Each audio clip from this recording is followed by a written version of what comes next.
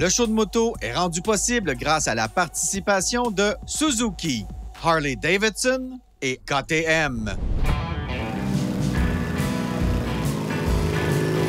Aujourd'hui, au show de moto, je vous présente la Harley-Davidson Pan America CVO 2024. C'est la première moto aventurière chez Harley-Davidson à être admise dans le grand club CVO pour Custom Vehicle Operation. Mais tout d'abord, revenons un peu en arrière.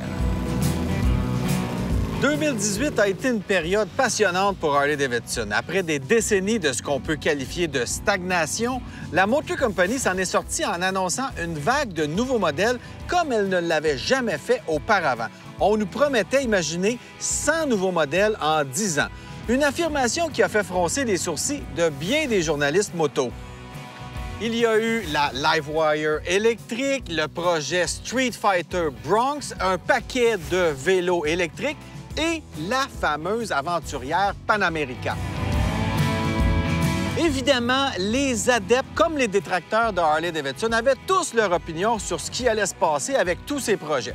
Bon, malheureusement, la Livewire a été pas mal un échec commercial. Elle est essentiellement restée sur les planchers des salles de montre à cause d'un manque de demande carrément et d'un prix un peu trop élevé pour le marché actuel des motos électriques.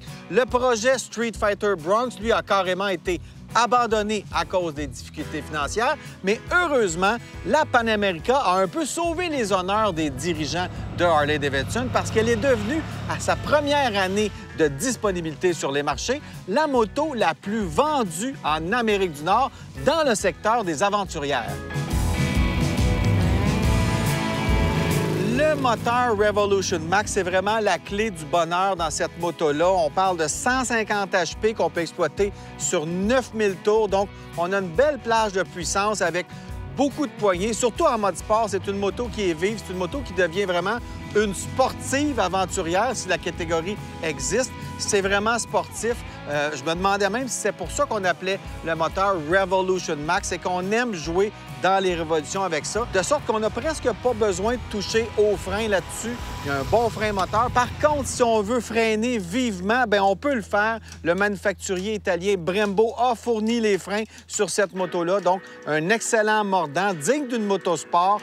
C'est stable aussi, cette moto-là. Des bonnes reprises moteurs. Si on veut sortir d'une courbe et vraiment sortir rapidement, donner un bon coup de gaz, ça redresse la moto. C'est vraiment le fun. Et au niveau du freinage, je suis arrivé dans certaines courbes avec, tiens donc, des bosses un peu partout. On est au Québec après tout. Donc, quand on a des mauvaises surprises comme ça sur la route, au freinage fort, en rentrant vite dans une courbe, la moto est littéralement plantée. Les suspensions font un travail extraordinaire. Donc, c'est vraiment une moto plaisante à conduire fort. La suspension est composée d'une fourche inversée de 47 mm et une suspension avant et arrière semi-active à réglage électronique. Le système de suspension permet à la Pan America de mesurer et d'ajuster la précharge et l'amortissement à la volée pour s'adapter à la vitesse, à la charge et aux conditions de conduite. Il comprend même un réglage automatique de la hauteur à chaque feu rouge. Donc, on arrive à un feu rouge et la moto redescend. Les longs débattements aident au confort de roulement et à atténuer les nombreuses anomalies du réseau routier québécois, ce qui sera aussi fort utile si on décide de rouler jusqu'à terre de feu. Et s'il y a une chose que Harley a toujours comprise, c'est l'importance du confort quand on veut faire du tourisme à moto.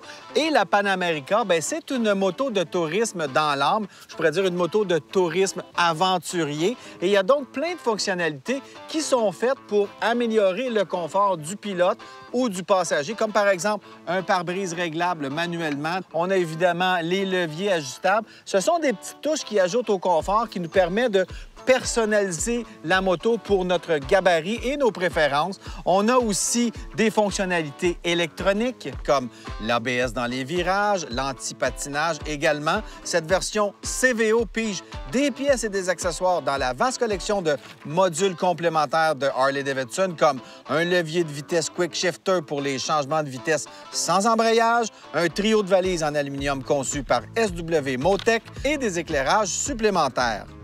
Elle roule également sur des roues de broche tubeless et a un phare LED adaptatif Advanced Daymaker qui utilise l'unité de mesure d'inertie pour déterminer l'angle d'inclinaison et ainsi pouvoir éclairer littéralement dans le virage la nuit.